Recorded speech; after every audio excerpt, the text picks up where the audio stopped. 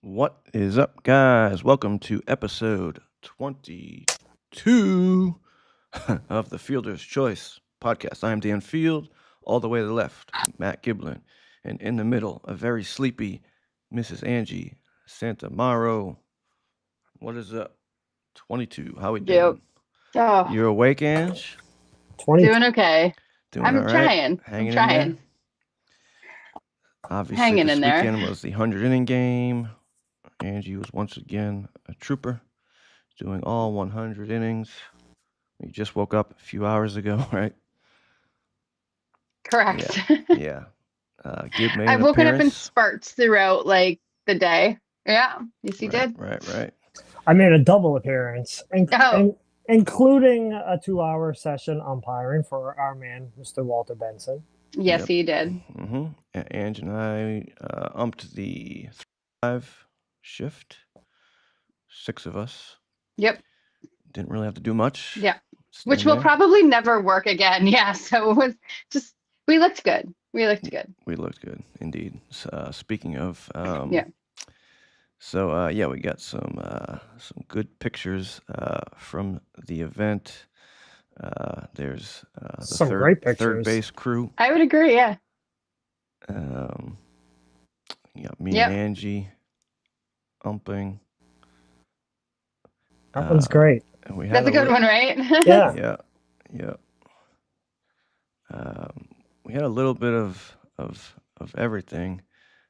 Actually, we had karaoke on the third base side. We had an umpire. Yeah. doing some karaoke. Yes, That we was did. hilarious. Yeah. They had a good time. Yep. I mean, that had a camper and food, and we had. Yeah. 1 second. I'm going to show you guys the 2 home runs that got hit. God, hold on. The first home run in the history of the game, and then there were 2 of them. Subsequently the second one, same person. Yeah. Which is a pretty incredible stat if you think about it. Yes. Where is he? I just got a weird You error just- message. And the first one, I mean, you can hear a home run, and so as soon as he hit it, we all just went, that's it, and watched it kind of go out of the park. And then the second one this didn't dude. necessarily have as well. His name plays balls.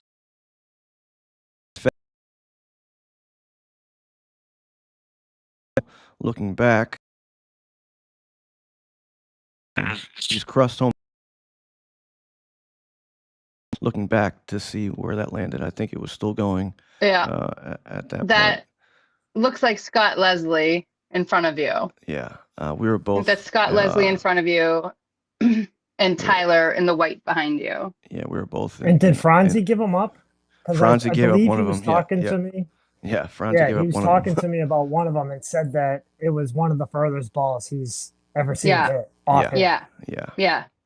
Yeah. He gave up one, and I can't remember who was pitching for the other one. I wasn't there for the first one. But the real MVP was Mike Soul, who brought a camper, 1,000%. tons of food. You know what? Some of the best ribs I have ever had in my entire life. Usually, yeah, Yeah, those were amazing. some great wings he brought over. Oh, and the steak tips. Oh my God. So I was telling Gib, if you remember when we first started doing this, we brought a chair and a small grill, and that was it. And now Yeah. we've got huge tents. Charcoal grill. And Mike brought a camper, like Yeah. Guys, just unbelievable. you guys have heaters. Oh yeah. I think we just started bringing the heater like 3 years ago, when we were just like, it's freezing. We have to be able to find something. And then because some of the nights were getting really cold. This year wasn't that bad. It was still chilly, but there were some times a couple of years ago, it was like 40 degrees. Yeah, it was really. so cold and wet. Yeah. Yeah. And that was worse. the dew kind of like picks up overnight, and that's when it gets really cold. Yeah. And at one point it was just chilly, and then the wind was just the worst. And it Well, but turns out, when I got there go ahead, D. No, go ahead. I was just gonna say, by the time I got there Sunday morning, like the wind had picked up incredibly. Yeah, like some of the 7 tents a.m. like So, I mean, flew out of the ground. Yeah. So so Mike Soul's MVP, but turns out he's also quite the ball buster. And apparently, there's this ongoing prank that Christine has been pulling on Mike Terrio for the last, I don't know, number of years. He brings bubble gum to the game, and then it just gets poured out into his bag, and Terrio apparently keeps falling for it. And then we have a video of Terrio's reaction to this, and he wasn't very happy. couldn't have happened to a better person. Come What on. happened, Right, Mike? right. What happened? Did he get you again? I'm not doing it again. I'm serious. Yeah, he wasn't too happy about that. Oh, Mikey. But you know what though, and you both know this, at like 1 a.m. when you've played so much baseball and somebody gives you like the littlest amount of shit, like you could commit murder at that point. Like I understand it. Yeah. Yep. I mean, but I think that's what the game brings out too. Some of the best, these ongoing pranks. Yeah. hold on, Oh. guys. play I on think one someone's hacked into our feed somehow. Yeah. Who the hell What? is this guy? What? Hey, Oh What the hell? shit! hey! I didn't give you Did you hear- permission to. did you hear us talking put about that on you? the show? You didn't sign a permission slip for How that. the hell did What you get the in hell? here? How'd you get in Huh? here? You How got did you caught- do that? you What's got going copyright? on? Like you making fun of me because I got my I gum had your dumped back. all the I time? had your back. I had You your back. did. You I did had kind your of back. back me I up, did and have it your was. back. Yeah, it was a long day. It was a little bit into the witching hour, but it is somewhat of a tradition that they dump my gum. But I didn't think they were gonna do it during a charity event.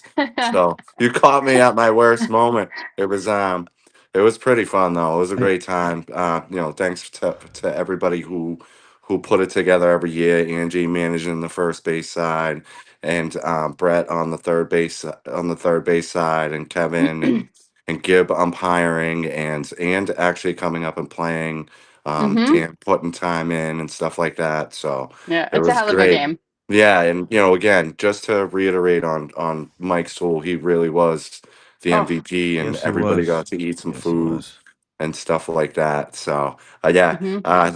this was a planned thing between Dan and I for me to just Ah. sneak in and surprise you two. And if I can be the butt end of a joke, that is always the case. We always love to have fun at the games, whether it's a charity event or just a general game. So That's and amazing. Well, it's you all with guys, love. yeah, and you guys are doing a great job. Have a great show, and Thanks, Mikey. I'll see you guys soon. All right, Absolutely. take All care, right. Killer. Bye. Big love. Bye. Thanks, Gibby. Appreciate you guys. Later. man. Thanks, Dan. Bye now. Bye, double bubble. That's funny. DT Well, I was- my ass. I was gonna say too, there's a point in the game, as you all know, that like you just get delirious too and just start saying and doing the weirdest shit. So like the karaoke, the practical jokes, it all makes sense. Oh, remember when we started doing the smelling salt? Oh, yeah. And then someone, who was someone it? joked Somebody around put asking, their face in it. Oh, Who yeah, was that? Yeah, I think Nate Fishman got a little Yes, too and close. he just like, what is that? And went right in. And then Yeah. Yeah. That's some Yeah. strong shit. So yeah, I I, didn't think try someone it. asked jokingly, we could use some smelling salt because everyone was getting tired, and then turns Yeah. out Eddie Cody. Eddie Cody just had it in his back pocket. He's like, oh, So- this? The whole third base side started. Yeah. Oh, key Yeah. bumps. Yeah. Yep. So Hey. that was fun. I game saw had a little everybody's bit of everything. reaction. Yeah, I did. Yeah, a little bit of everything. It really did. We had a That lot of fun. karaoke, Yep. crazy. Aki Oh, that singing, was singing hilarious. the Beatles. Oh my god, Yeah. that was priceless. The umpire who decided he was going to field. So would you? Yeah, we were. yeah. And I don't remember who it was, but it was our umpire crew because I looked over Yeah. to watch the play and I was like, wait, what? And the ump on first had a glove on Yeah. and like picked him off, and I was like, wait, And what? He's like in his Wait, 70s. what? The candy guy, the candy ump. The candy guy. Yeah. Yes, he's the sweetest, but he's like, I want to play. Like, first of all, how can you say no to a 7-year-old man? And of course, who has candy? like, who has candy? Yeah. Yeah, that game has a little bit of everything. It's a lot of fun. Yep, it was a lot of fun, and probably the last baseball we're gonna play this year. Unfortunately, well, I guess there's winter ball. I'm not sure what the date is for that yet, but um, Oh, Mike Sewell just responded. His name is JJ Lucido. JJ Lucido. Thanks, Mikey. Yeah, that sounds right. But yeah, thanks again to Mike. I apparently spent like a shit ton of money on all that food and everything I else. know. It's awesome. Yeah. I feel like Yeah. next year, I feel like every year we plan it a little bit better. So maybe next year we all plan like how we're gonna rock and roll with that, and we can just all send whoever money who's gonna go buy stuff. Because I mean, they were coming over to us at one Yeah, point with that's a like good plates idea. and plates and That's a- plates of food. That's a great idea. So if we do something like that again, we should all just like, Venmo someone.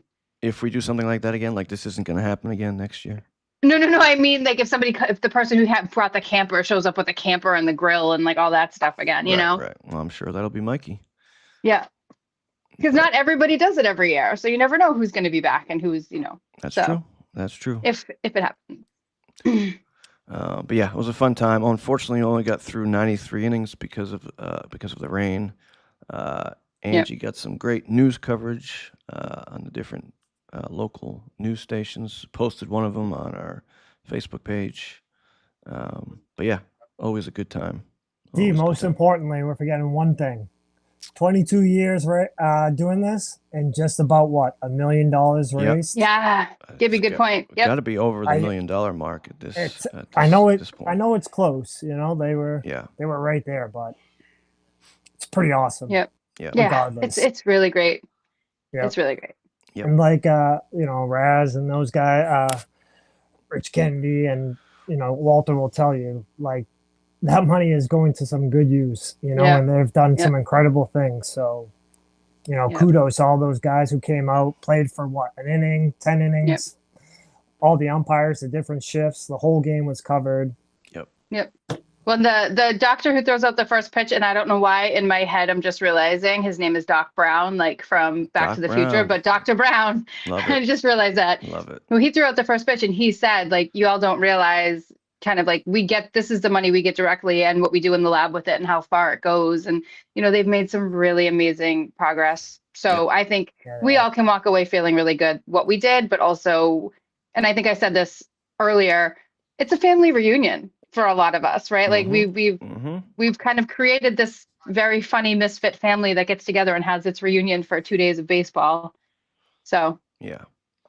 And one thing they missed that I wish that they did, and I wish I went back and asked to do a little something for Misop. He was a long time player in this event. I know he looked forward to it. Passed away this year. Unfortunate. But they probably should have done a moment of silence or something. Yeah, agreed. Yeah, would have been nice. Yeah. But otherwise, once again, great event. And the weather was beautiful on Saturday. Not so much. Yeah, it was wonderful. Yesterday, but I mean, it was honestly, it was actually fine. It was up until about the end, until right? the rain, Yeah. It was really like, because I had the 91st inning, so I gave my manager speech right before the last quote unquote game. Saw that. And then we saw half of it, the whole thing. I mean, it was pretty badass. I pulled in like my inner Ted Lasso and then also my inner like coach. So at that point it hadn't been raining. We were taking the field and then it started to sprinkle and then it just started to pour 93rd. So. Yeah. It happens. I mean, 93 innings is still damn good. Yeah. But anyways, episode 22, we got a very special guest this week. When you think of amateur baseball in Boston, he's definitely one of the guys you think of. Been playing for a long time, and I didn't realize he had this many. I knew he had a lot of championships, but I didn't know he had 17. I didn't even know he played in the Cranberry League. He doesn't even have 17 fingers. How do you manage all those rings?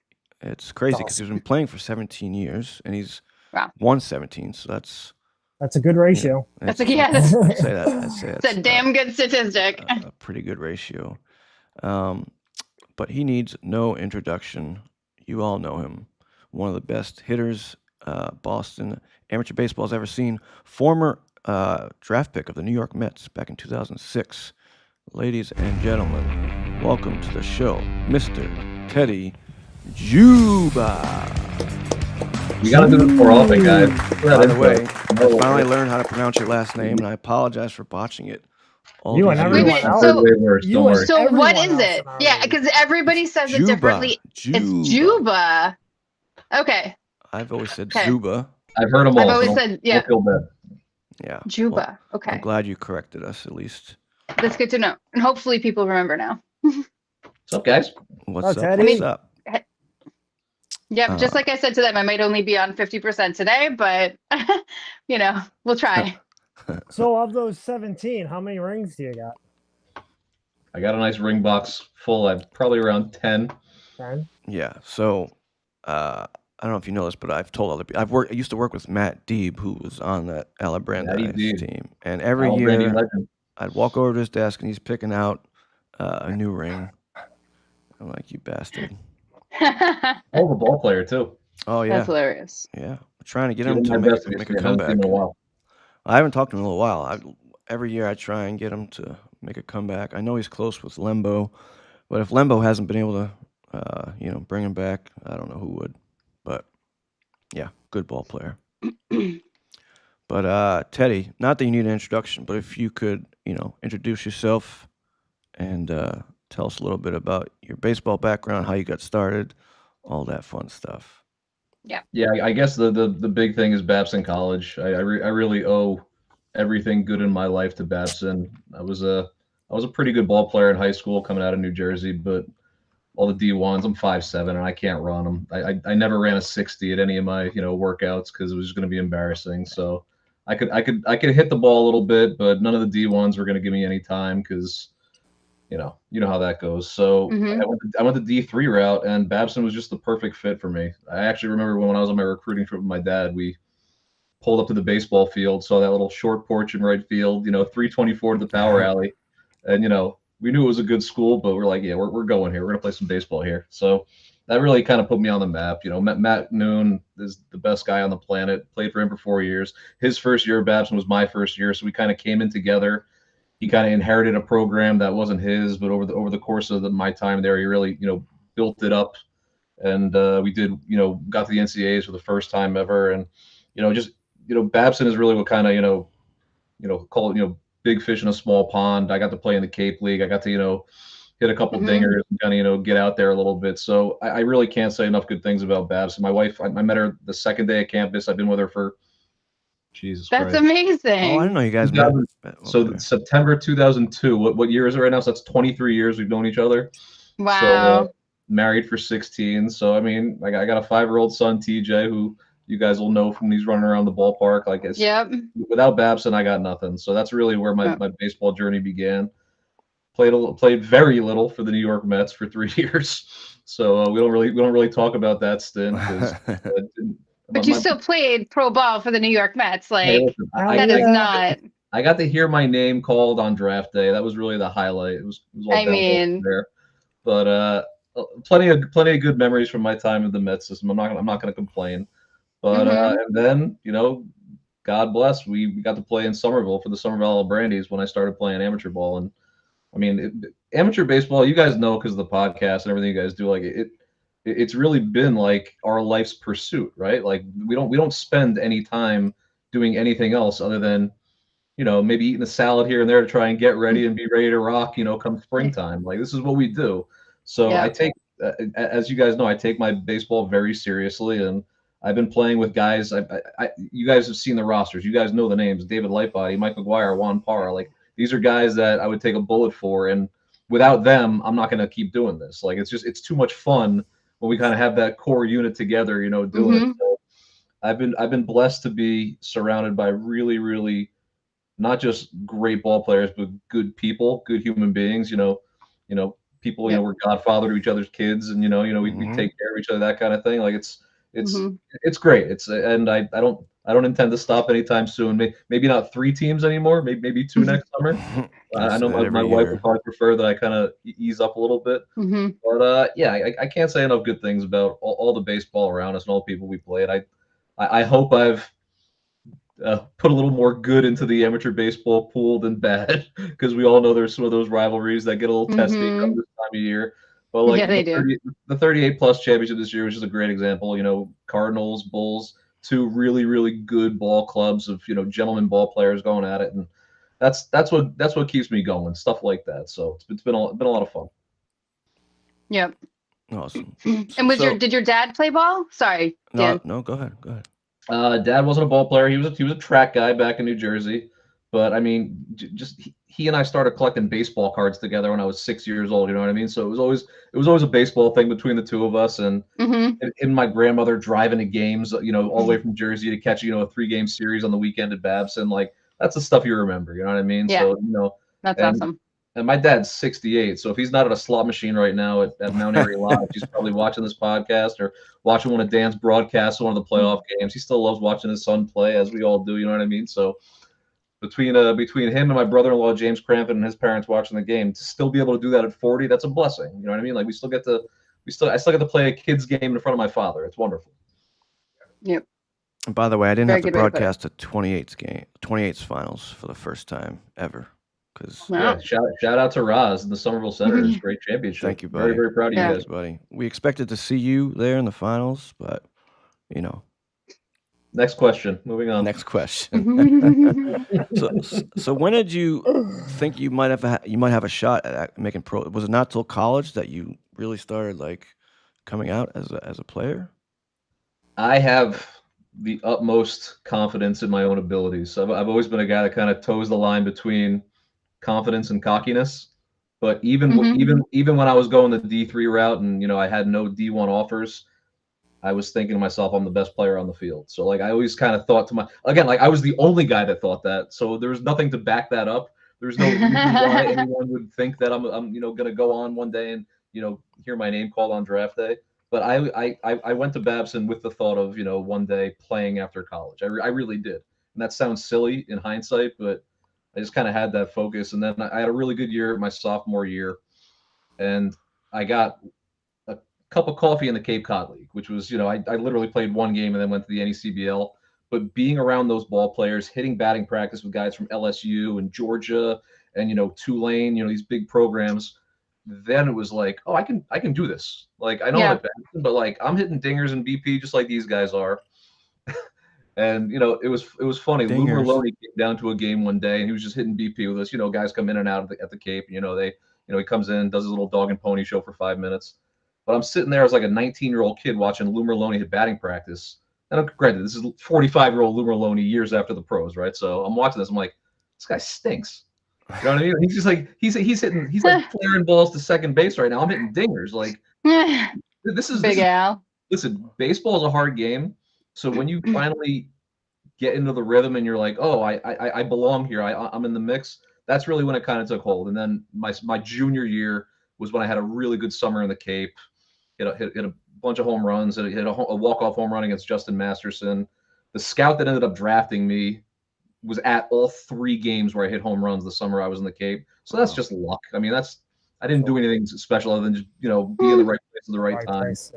So wait a minute, and hit a home run. Like, that is not easy to do. Like, we play baseball. Hitting a home run is not easy, right? I mean, just so happens you hit 3 home runs. I was the only D3 kid that summer to get a full contract as a position player. There was another pitcher, Charlie Furbish, went to the big leagues. But that summer, once I hit 3 home runs and got my full contract, I did nothing the rest of the summer. I was like probably 10 for 100 the rest of the summer. I was striking out 5 times a game. So like, again, like I struck all the irons hot, but that's the thing though. Like, again, like, but that's baseball, right? That's baseball. Everybody has slumps. That happens. I was watching Evan Longoria, Tim Lincecum. I'm watching like literally Andrew. I had a single off of Andrew Miller. That's still one of my, you know, prime accomplishments from that summer. He's a lefty too. I can't hit lefties now, let alone, you know, in my prime. But to be able to like be on those guys and like, again, I wasn't the best, but I was like, oh, I can hang. I can do this. So coming back my senior year, had a good senior year, you know, and I think I did just enough to, you know, get my name called. Who did you play for in the Cape Cod Leagues? Born my sophomore year, and then I had a full summer with the Hyannis Mets, now the Hyannis Harbor Hawks. So okay. My wife and I, like I said, I've been with my wife for 23 years. We still talk about the summer on Cape Cod as the best summer of our lives. Yeah, that's what I still hear. talk to my Yeah. host mom to this day. My host mom from the Cape came to my wedding. She brought my Hyannis Mets jersey with her to the rehearsal dinner. Like, just wonderful people you meet all around. And my wife, my girlfriend at the time, now wife, just getting to hang with me for the summer, playing baseball on the Cape. Like, literally best summer of our lives. No responsibilities, just having fun, and we look fondly on those days. Awesome. I'm getting so confused because there's a Ted Dziuba that keeps commenting, and I thought it was you. I saw that too. I'm assuming that's your dad. He says, go to bed. Tell them about your grandfather who had a tryout with the St. Louis Browns. So I'm Thaddeus the third. My son TJ is Thaddeus the fourth. Full name, right? Thaddeus Senior, Tadeusz, big Polak. He did have a tryout with the St. Louis Browns at Yankee Stadium, where the story goes he hit a couple dingers over that short porch and right. So he had a very, very, very strong softball career. Never made it to the big leagues, but even well into his 50s, he was playing with the Young Bucks and hitting dingers over at Hoffman La Roche in New Jersey. So I love my father. He knows he's my favorite person in the world. But any baseball skill that I got probably came from Jaji. Teddy, that's not true. Genes don't fall far. I bet Dad Dukes could have hit a few too. He used to come into the Little League home run derbies with the other dads and hit a couple dingers. So he held his own. I just keep thinking of Big Al from the Little League World Series every time you say that. I hit dinger. My name is Big Al. I hit dingers. Same body type too. Me and him. He thinned out. They showed him at like the last Little League World Series that he was in or whatever, and he was like this tall, thin kid. He's a ball I had player. no idea. Yeah. And that Bombers picture is not as bad as you think, buddy. Yeah, it's pretty bad. Black usually hides the. Black is very. You gotta get new jerseys for next year. I think that's the problem. Teddy, I'm still impressed you met the wife your second day on campus and have still been with her. Like, there's a story there, by the way. My wife. Yeah, what was the pickup line? So I actually met my wife in passing. I was smitten. Met the twin at a party the next day. Gave her a big kiss on the mouth. Hey, remember me? Oh, she's a twin. Didn't realize it was not her. And she goes, "Oh, you must be talking about my sister." Oh my God! I was unfazed because I was 17 years old and taking on the world. But it is something we still joke about all these years later. Wow, that is hilarious. That's hilarious. Shout out to Amanda Helen. She's got to be watching this, right? Yeah. So clearly identical twin. That's hilarious. I bet they didn't play that game.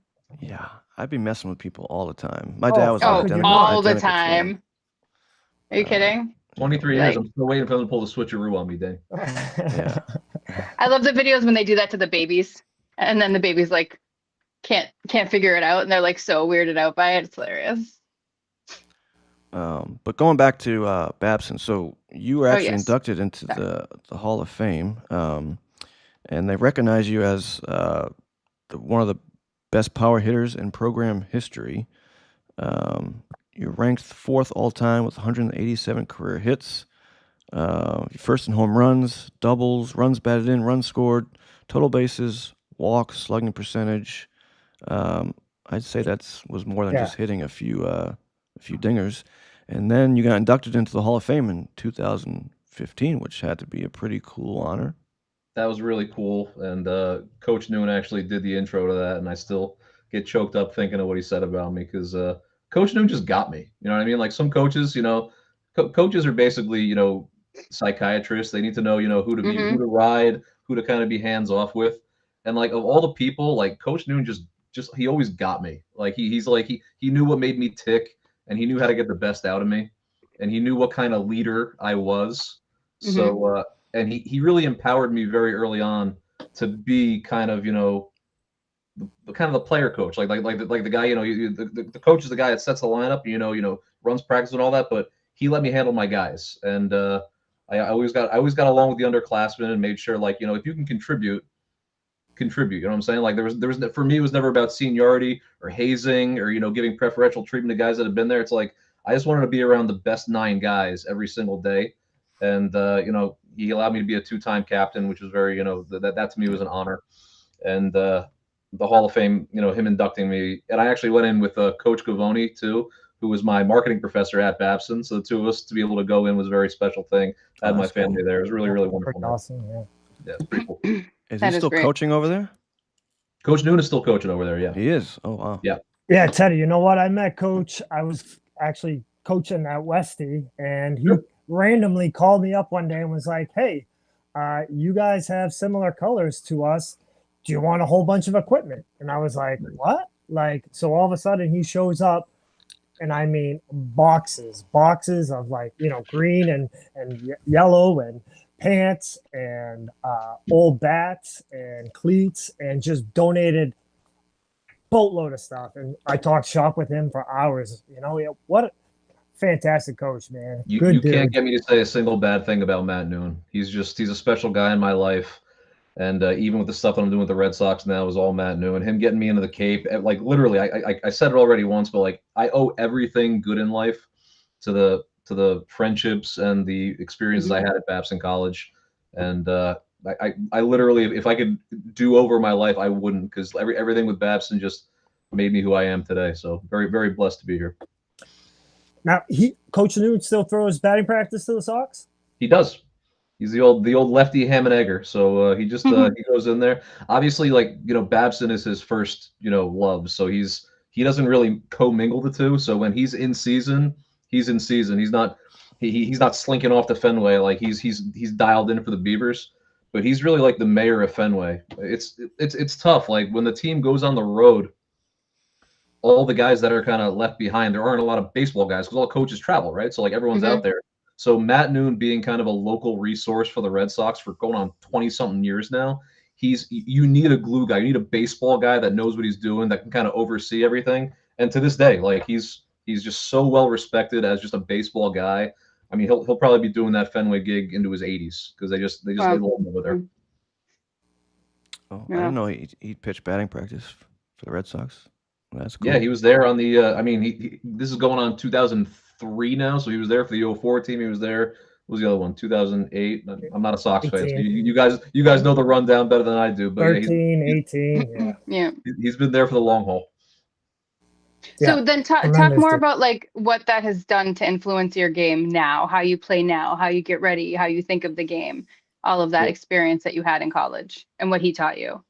I still say two like Coach Noonisms to like my own teammates when I'm still playing amateur ball in Boston. One of them is every single time there's rain, I always look at my teammates and I tell them the toughest team is going to win this ball game. Because anytime weather comes in here, and that's straight out of Matt Noon's mouth, if it's cold, if it's windy, if it's wet, the tougher team is always going to win that game. The guys that aren't, I'm sure you all guys have teammates who are like, oh, they're bitching about the cold before the game, or they're like they're not getting stretched out because they're tired or they want to get out there. You can always eke out a win just on a crap day if you just out tough the other team. So that's a big one. Yeah, that's a good point. The other thing that Coach Noon said, and I remember it like it was yesterday. I was DHing my freshman year, and the senior catcher took a foul ball off his forearm, and it was gnarly. It was like a bad hit. He's kind of doing this. He's like, like you could tell he just took a nasty one. And Coach Noon looks at me and he goes, "Everyone in the ballpark knows that hurt." He said, "I want the guy that doesn't show it."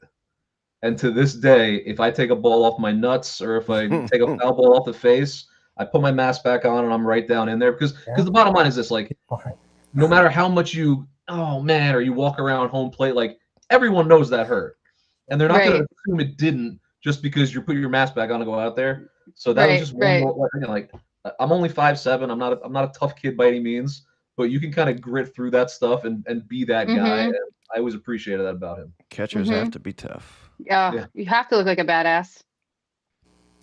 I like that. It's a good one, Manny. That's a good one, Teddy. Yeah, I mean, our next question was: were any coaches that influenced you? Obviously.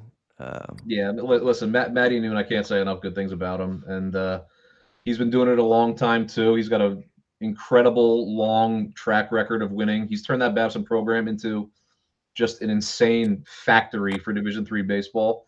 And believe me, when I was there, we weren't that. So even though I had a good run, we were not a regional powerhouse. We went 2-0 in the regional that I went to. I mean, like, that was back when Eastern Con was just, running through Division III every year, and Wheaton was a powerhouse. Podbelski had all those great teams. A lot of guys getting drafted out of there too. So we were good, not great. Now he's turned this into a phenomenal program, and that's him. That's Coach Gavoni, and that's also Coach Bruce Ginsburg. I'll throw him a shout out there. He's just there's no better assistant coach in the country than Bruce Ginsburg. Handling the infielders, handling the hitters. He's amazing.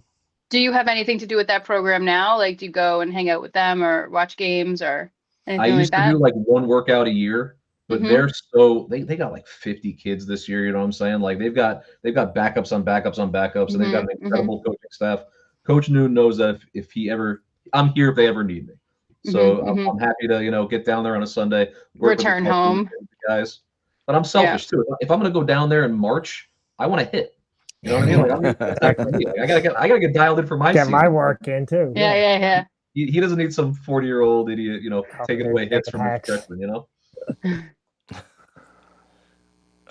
So I know. Well, I've heard stories that you got to catch like Pedro, some other big names. Can you tell us the story of catching him? How cool that was, and any other big names that guys. For a guy that only had 50 career minor league at bats, I really milked it with some crazy. Again, I got to catch Pedro for an entire season in High A, Port St. Lucie. I got to catch Tom Glavine, Johan Santana, Billy Wagner, Oliver Perez. Like I got to hit with David Wright. You know what I'm saying? Like just crazy things that no 33rd round pick who signed for enough money to buy a laptop should have had. You know what I mean? Like you sent us this picture of Pedro. There she going is. way That's back. my girl. So every dime that Pedro tipped me out in 2007, I put towards my wife's wedding ring because I knew when I came back from 2007 going into my spring training in 2008, I was like, she's not going to hang around another year if I don't put a ring on her finger. So literally I was eating peanut butter and jelly sandwiches and like Rice Krispies in the clubhouse every day for 3 months. Every penny that I got that summer just went towards her ring, and I gave it to her in the November before I reported. So I think we got engaged in 08, married in 09, and 16 years later we got TJ living in Medford. Still hanging around. So like what was that like to try to maintain a relationship and play baseball as hard as you were? And catch that a Pedro Martinez not been easy. / changeup. Well, yes, honestly, that too, but she was like the best baseball wife ever. like she really was. Like she would come down and visit me in Florida, and like she's one of the guys. Like if you guys know my wife, like she comes down to a lot of the ball games and all that. She's a bro, you know what I mean? That sounds funny to say about your wife, but no, that's who I am. So I totally get it. We need to like hang out because that's exactly the same. She again, like Port St. Lucie was a shithole, all right? Like that is like it's like the heroin capital of Florida. But she would come down there just because she's out of snow in Boston. And she would have the time of her life, she got to go to the beach for a couple of days, hang out, watch a couple ball games at the Mets facility, you know what I mean? So it was like it's nothing but fond memories. But like she became, the girl I would marry and start a family with after college, coming to those games and just, being, just a cool baseball wife. She's still friends with my teammates. Like I don't even talk to my teammates from the Mets, but she's on text chains with them, still talking to them. She's still got relations with those guys. We used to go down to Miami and whatnot and have fun with all of them. So it's awesome. She's definitely a good baseball wife. But awesome. Danny, I mean, Pedro was great. We ate filet mignons every single night after the games. The thing that was cool about St. Lucie was it was the big league rehab facility down in Florida. So even though we were the A-ball team, we got all the big leaguers coming through on rehab. So Moise Diallo, Andy Chavez, Jose Valentin, Cliff Floyd, Pedro Martinez, like these guys all came back to the big leagues after injuries through St. Lucie. And the thing that was really cool, like even, again, I didn't have a very good pro career, but the thing that was made abundantly clear to us very early on, talking to guys like Cliff Floyd, is like, you guys don't realize how close you are to the big leagues. Like there's obviously levels, you know what I mean? Rookie ball, A-ball, AA, but like the difference between the best big leaguers and the best minor leaguers is a lot less than you'd think, because this is a very hard game. And you can stick an 18-year-old kid in rookie ball in the big leagues for a game. And he might run into a ball. He might hit a home run. He might not hit 40 home runs, and he might not hit 300. But it's a hard game. You could send Albert Pujols down to rookie ball, and he'll go 0 for 4. Right? I don't know if you remember. We had Chris Colabello. He was a big slugger for the Toronto Blue Jays. Yeah. And Colabello, who friend of mine to this day, love him like a brother. but he came to a couple of Alabrandi's games, and I think he was like 1 for 8 with 3 punches. And this is like a year after he was lighting up the playoffs. Crazy, I think he had like right? a 350 run in the playoffs, hitting dingers off, James Paxton and all this. And it's like, baseball's hard. You know what I mean? Like, and here he is striking out with the bases loaded at Ferrulo Field in Woburn. So I mean, it's, and granted, he's one of the best hitters I've ever played with. I'm not negging Colabello. I'm just trying to make a point that like baseball's a very difficult hard sport, and to be able to play it at the highest level, you just got to tip your cap. And statistically speaking, people shouldn't be able to hit balls that fast as much as they do. Right. And the distance with a small, tiny wooden stick. Like statistically, it shouldn't happen nowadays. Like pitching just gets better and better the older we get. So these kids are all throwing 90 in college now. 90 used to be like an aberration, but now with drive line and all this training, like these kids are horses. Like there are stallions pitching at Babson College right now that would have been at Michigan or or LSU. It really is amazing to me. Crazy. So the game has laughed me in a lot of ways. I'm getting old now, but it's fun to see everybody improving and really, putting their best, product on the field. Yeah. It's interesting because, you don't see, you hear that there's not many young kids playing baseball anymore. And, not like it was back in our day, but then the talent that's out there for the kids that are playing is crazy. And you hear because they're going AAU, right? Oh, I didn't mean to cut you off. Sorry. No, I'm just saying. And you hear, I forget what I was going to say. You heard rumors of that they were going to move the mound back because pitchers are throwing so hard now, which is just crazy. Yeah. Yeah, but I think the resources and technology have also allowed a lot of young, at least the better talent. They're more knowledgeable than they were in the past. They know the right ways to try to get better, to maximize their talents earlier and sooner, right? Videos out there. Like we didn't have all that social media, YouTube to go find videos on hitting and fielding. And everything. My first job when I was 15 years old was at a batting clinic in West Patterson, New Jersey. I didn't even get a paycheck. I just had a key to the place. I would sweep up, I'd run the vacuums, handle the phones, and then at 10 o'clock when they shut down, I had the place to myself. So I would just like hit off a tee and like get my work in. That's literally where I learned to hit. But if I had what those kids have today back then, I would have been on the TrackMan every night. I would have been watching YouTube videos. I would have been filming myself every second. Like I can see virtual hitting.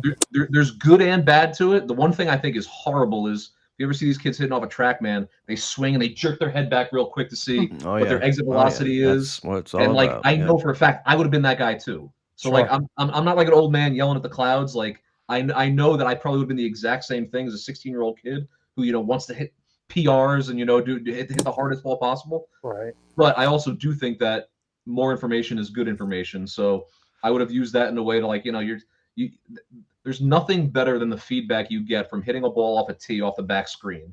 Like you learn who you are as a ball player, and you learn your body mechanics, and you learn rhythm, and you learn muscle memory.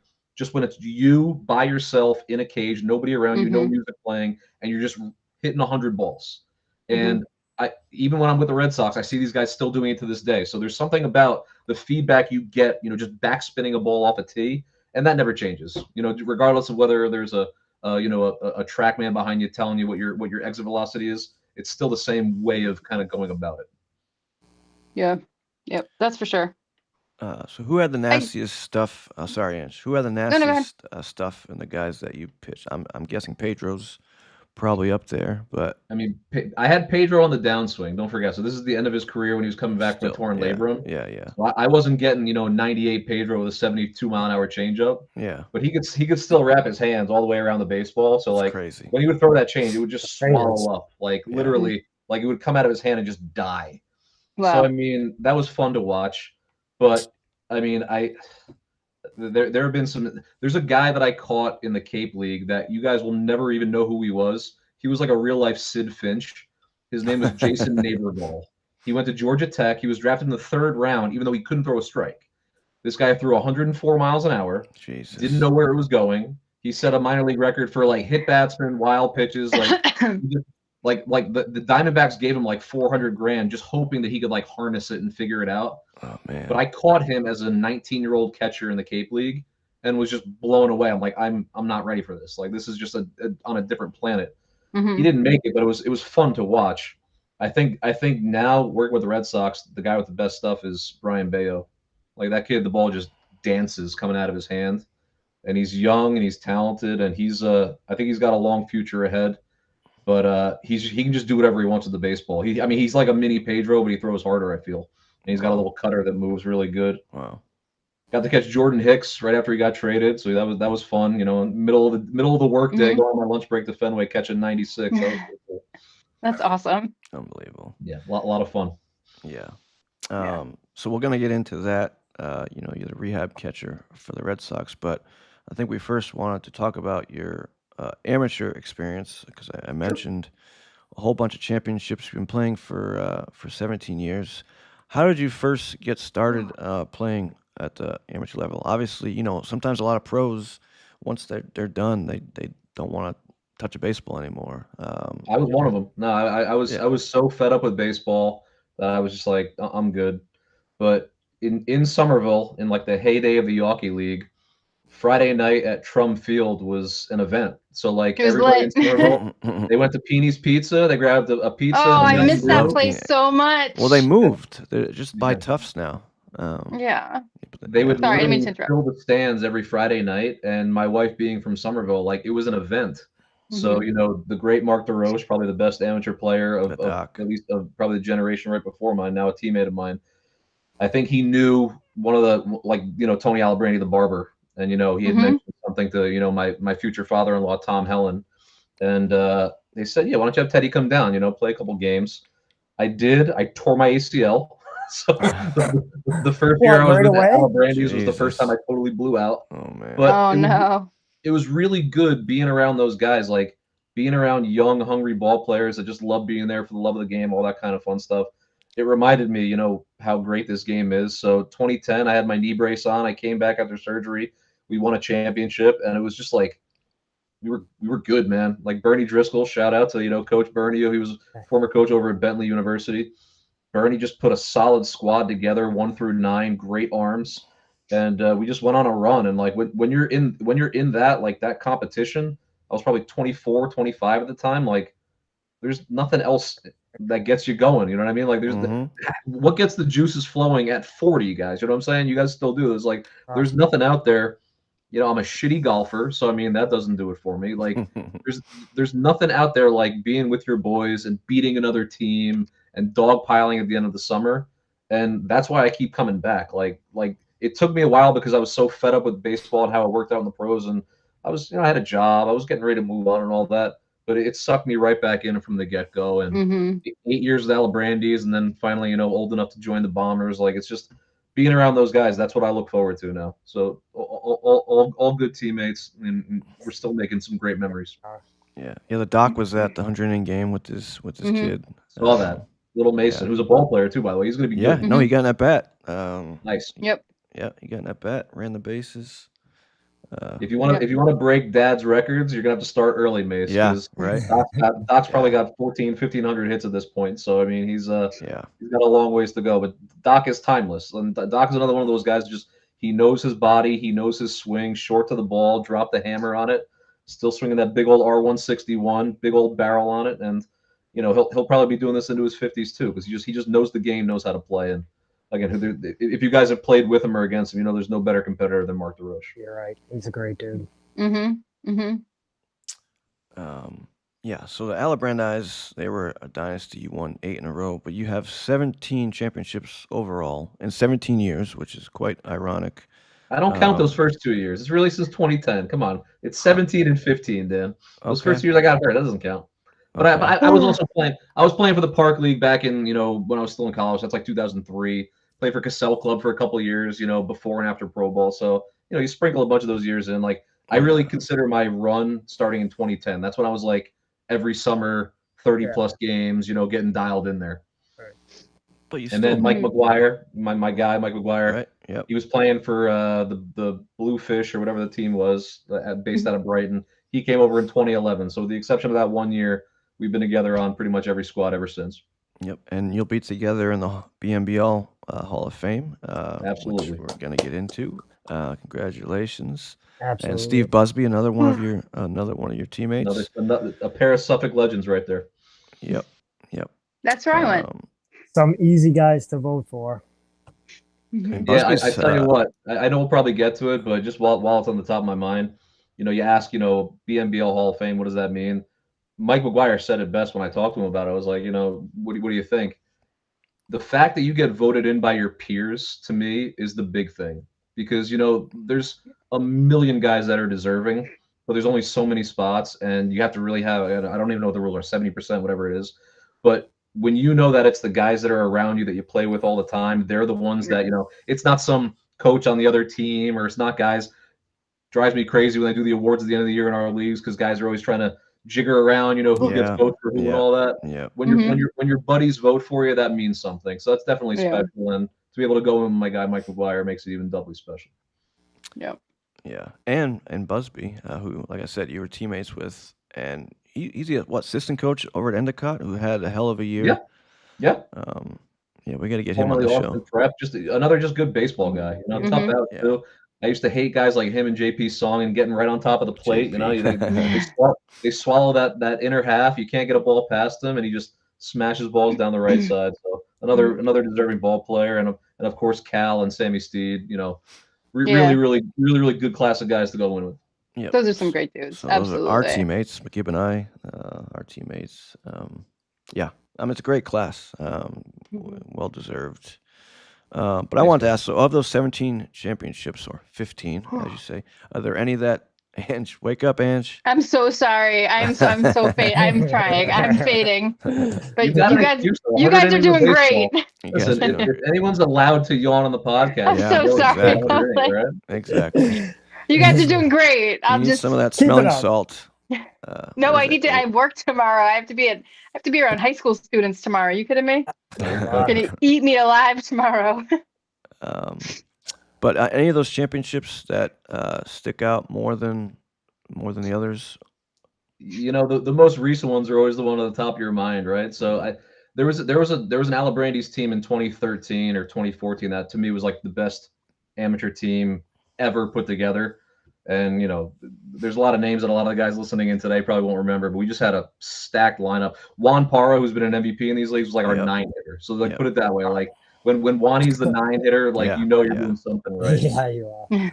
But no, the two that really stick out to me, the first ICL championship with the Andre Chiefs, I was 38 at the time, and Chucky Andre, who I love like a brother, the house that I'm sitting in right now is all Chucky Andre. He's the reason that I'm in Medford right now. To be able to do that for Chucky actually put language into the P&S agreement for my house saying that he had to play for the Andre Chiefs at some point in the championship, just to make sure that my attorney was on top of the ball and noticing these things, right? But I love Chucky, and again, like I take this stuff very seriously. Like this is a storied franchise going back to the 1950s, who ran into a brick wall with the Lexington Blue Sox, winning a ton of championships in a row. To be able to help Andre get back to the promised land was really, really cool. And at that point I was the elder statesman on the team, but me, Bonnie, those guys, Andrew Caulfield, like to be able to do that was really special.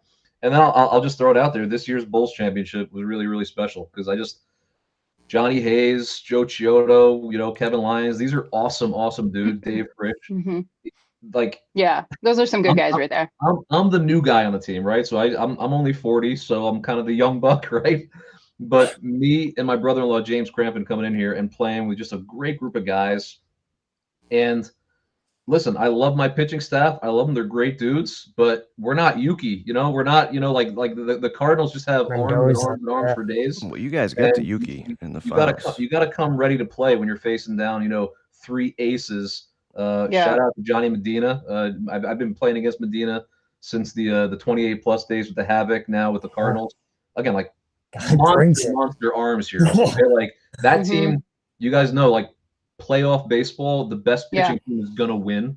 Yeah. Okay. Oh yeah. And granted, we had James Crampton, who was unhittable. So I'm not saying our pitching staff didn't have it either, but for us to go out there and do that, and our lineup just hit, man. Like sometimes you eke out a couple runs, but our guys were just smashing balls, and that's fun. We know, especially in the second round, particularly. Yeah. Power it's what, always 6 for fun when- 6 against us one game. Yeah. It's also fun when all 9 guys are contributing, because if one of your team leaders has a bad game, it's tough for him to enjoy it. Everyone, it was just a hit parade, you know what I mean? Yeah. So everybody was in there slapping ass and high fiving. So just a really fun run. And Nothing wrong with that. I don't know if you guys saw, but like my brother-in-law James Crampton, throwing out the last pitch, getting the last out, and to be able to dogpile with him, like that's the stuff we're gonna remember well into our 50s and 60s. Being able to do that. So definitely, that's good. Yeah. Totally. Yeah, and at least we can say we lost to the champions. That's Yeah. We beat them one game. We did beat them one game. I mean, they had 9 guys, but we'll take it. Guess we'll Missing take half their team. Yeah, but you had us panicking, man. A good ball club. This season you were also MVP in 2 different age divisions, which I believe is the first time this has ever happened in BMBL history. what? Right? So what is that like? All right, I'll tell you right now, guys. This is gonna sound so lame to everybody who's listening, but to do that, you need a wife that is very understanding of what you're trying to like. I actually told her like this is something that I want to do, okay? And to win MVP at any level at any league, step 1 is show up. You have to be at the ballpark every single day. So like Johnny Jones, I know he's on here. Johnny Jones is a 3-time runner-up on the MVP. Yeah. Unreal. You can't be a John Jones who's going to be at the ballpark every night smashing balls out of the 4-hole for his team unless you do the exact same thing. Right. So step 1, you got to be at the ballpark. You got to play 25 games. And you got to do that in 2 leagues. So my wife takes care of my son, knows that Sunday mornings, 10 a.m., I'm going to be at Maplewood Park. Those 8 o'clock on Mondays, I'm going to be over at Nipper Park. As long as you've got someone like you can get to the ballpark, and then step 2 is staying healthy. Well, but also let's not forget practice, right? Like, is that, you know what I mean? Like Zach plays for 2 teams as well. So I know when he's not going to be here for games, but when he's going to the batting cages or he's going to hit, like those are also time away from, family responsibilities, we shall say. So I think that that's not only a great answer as to what it takes, because then you don't want to come home and pull in the driveway and feel like you're in trouble for doing the thing you love, right? So that's awesome that you can just go do that. But at the same time, you put in the work, right? Sure. And you earned that MVP in both leagues, both age divisions rather, right? So when you got that phone call that you knew you did it, what size ring did Meredith get at that point is what I want to know. And or was it a Louis Vuitton? Yeah, where's the ring or the bag coming? Nah, she's a Somerville girl. She's a dirty villain. All she wants is sweatpants and Jordans. I don't have to get her anything from Hermes. It's perfect. I mean, I am too, but I would say there are some things that I would take if somebody bought them for me. Ange, like I'm that guy that's at the batting cage an hour before a game because I can't hit if my body's not ready to go. So like like it's a commitment, and I really do think I'm a better hitter now than I was when I was 25. It's crazy, right? I was listen, guys, like I was a good college baseball player, but I was a front foot metal bat BESR hitter that hit everything to the right of second base because I could. I remember hitting a ball against Amherst down in Florida. I think my junior year, it was like 12 inches outside in the right-handed batter's box, and I hooked it to right field for a home run. Like you can't do that with a wood bat, okay? Like you need to learn how to hit. And now, like I know how to keep my hands inside the baseball. I know how to backspin. I know when things aren't working. I know how to fix them. So like if I have a bad game, I know the adjustments it takes for me to get back on it and be ready to rock. So listen, there are better hitters than me. There are better athletes than me. There are guys that can, hit the ball farther, like that kid at the 100-inning game you guys were talking about. But I do feel like I know how to make adjustments. And if you get me in the first inning, I'm gonna try and come back in the 5th and do what I got to do. So it was a fun run. Out of all the things that I've done on the baseball field, this year is one of the ones that I really feel proud of because it was a lot. and there's a reason why I'm not playing baseball right now. I'm taking the next 4 months off. It's like I put the time in, and it's time to enjoy ourselves, maybe travel a little bit and be a dad and a husband. Pay your dues. Yep. Still pretty damn impressive, bud. 100%. I appreciate that. Yeah. And to top all that off, as we talked about, you were inducted into the Hall of Fame. How cool is it to get that phone call from Jeff Coveney, the league president? And did he tell you who you were going in with? Like, did you know Mags was going in also at that point, and Buzz? So I got a call the night before from Brett Rudy, and I sent it to voicemail, not realizing that he was letting me know. So He said that. I got to give Brett a hard time. I think I was at the time the Yankees had just been eliminated, and I didn't want to talk to anybody. So I was like, I'll talk to you tomorrow, Brett. But no, listen, I asked Cove on the call who else was in, and the second he said Mike McGuire, like that's the good stuff right there. And me and Mike like to give each other a hard time, break each other's balls, but there's nobody I'd rather go in with, other than David Lightbody, who's already in the Hall of Fame. Those are my two guys right there, and Wani Para, who I hope one day also gets the phone call. Just these are that core group of guys that I'm with every single day, and they're the guys that are doing the exact same thing as me. Me and Wani have been meeting up since 2014, going to the cages before ball games together, getting our hands, leaving work early. You know what I mean? Like getting our work done over our lunch break so that we can leave early at the end of the day and get ready for the ball game that night. Like that's the kind of dedication it takes to not just be a good ball player, but try and be great, right? So I love all those guys, and it was cool hearing from Cove, but definitely proud to go in there with Mikey. So I'm glad you brought up Lightbody because I have a bone to pick with him. So you get probably, in line. So the career stats. So if you look up McGuire and 400 hitter, it looks like he started in 2002.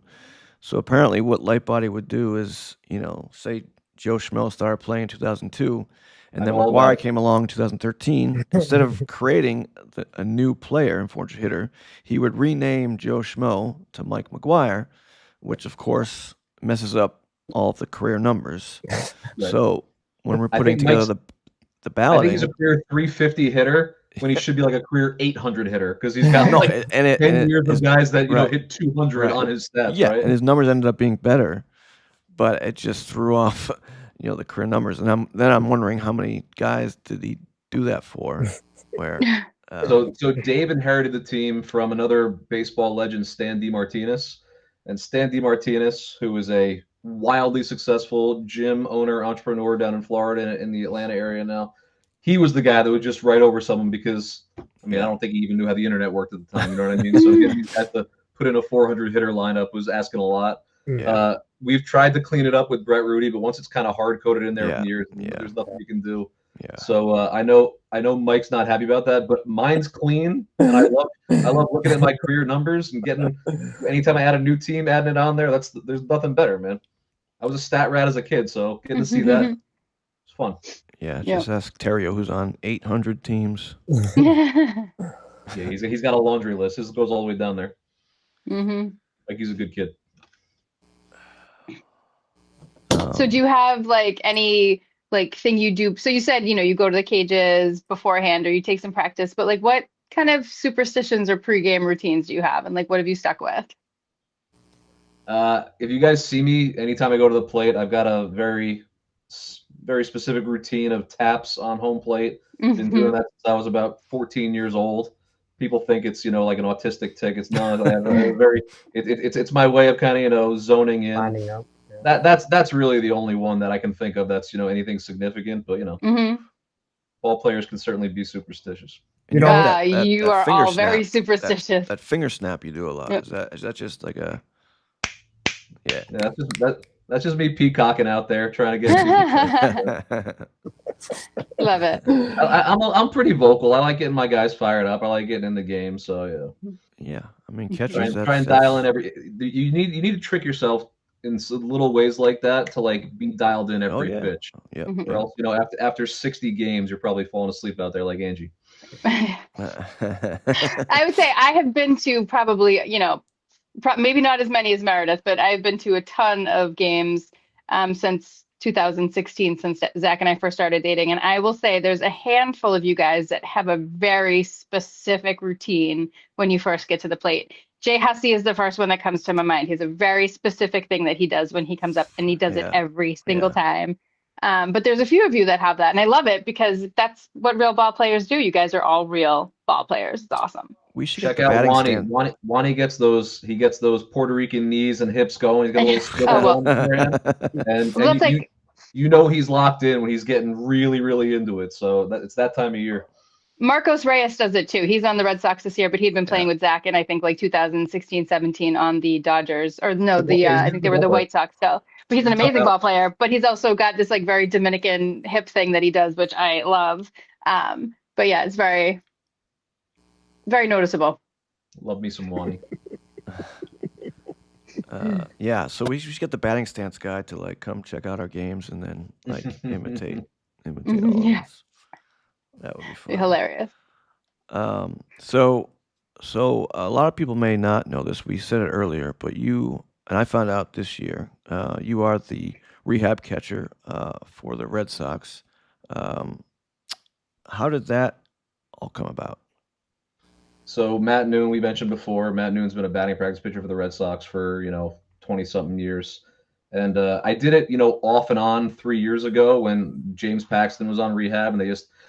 I'll be honest with you guys, like catching's hard, so like you can't just pick up a kid from Braintree High and throw him back there and catch 96 from James Paxton. So came down there on short notice, caught Paxton. He liked me, got through it well.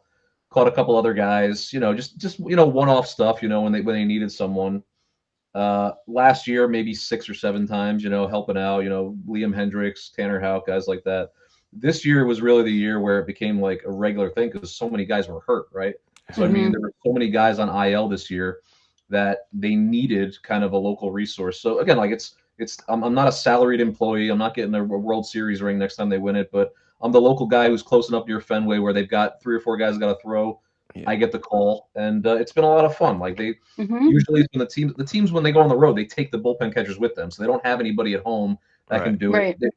The Sox have a really good relationship with with Boston College baseball, so those guys will handle it. A lot of the time when there's a one-off bullpen session or whatnot. But I probably went down there a dozen times this year, and Lucas Giolito, Brian Bayo, all the guys that needed their work. I was the guy that I take that stuff very seriously too. By the way, so it's like I'm not just going there and throwing my glove up. Like I'm blocking balls. Like I'm trying to. Yeah, we have trying to earn my little video. Yeah, there's Walker. Yeah. Walker Buehler was a really nice guy. I caught him once, and he actually asked me back. Like there are only a few guys that have requested me specifically. Walker was one of them, and awesome. Had some great stuff. Unfortunately, it didn't work out in Boston. He had a couple rough outings out there. Yeah. But he found his mojo in Philly again. Won a playoff start, and another good one. Good dude though. Very stand up, and he took responsibility for how he did too though. Yeah, and he had a good start for Philly too, right? So hey, beat the Yankees in the World Series at Yankee Stadium. He had some cool stories about that start too. So Teddy, I was gonna ask, are a lot of those guys personable with you, like asking your opinion, like what they thought, like, hey, what'd you think of this pitch or whatever? Or so surprisingly, yes. Like if they weren't engaging with me, I would have just took my gear off and left. Sure. But a lot of those guys, and I bet you it's got something to do with Coach Noon probably gassing me up, telling these guys, "Oh, I got a good catcher from the Mets coming in," even though I was clearly not a big leaguer. But like surprisingly, yes. Like every guy after their side sessions, we'd sit down. They listen. Ball players love talking about themselves, so it doesn't take much. Asking about grips and about spin, and I consider myself a pretty good catcher. So like if I see something working, I let the guys know. And some of those videos that you've seen, Dan, like. I give feedback in the middle of it, like, attaboy, that kind of stuff. Like, usually you think that's not a big deal, but guys, especially when guys are working through rehab, a lot of guys are at their lowest point professionally when they're hurt. And they're trying to get back to the big leagues. Yep. So if you've got a guy, shining you up a little bit, and listen, I've had guys that didn't have their best stuff. One guy, I'm not going to mention his name, but a left-handed pitcher that didn't get back to the big leagues this year because he was hurt. Like. You could tell, like, guy with a great track record in the big leagues just was not ready this year. Like, his arm was banged up. And, you can't put a silk hat on a pig. Like, I'm not going to say, great 48-mile-an-hour fastball, buddy.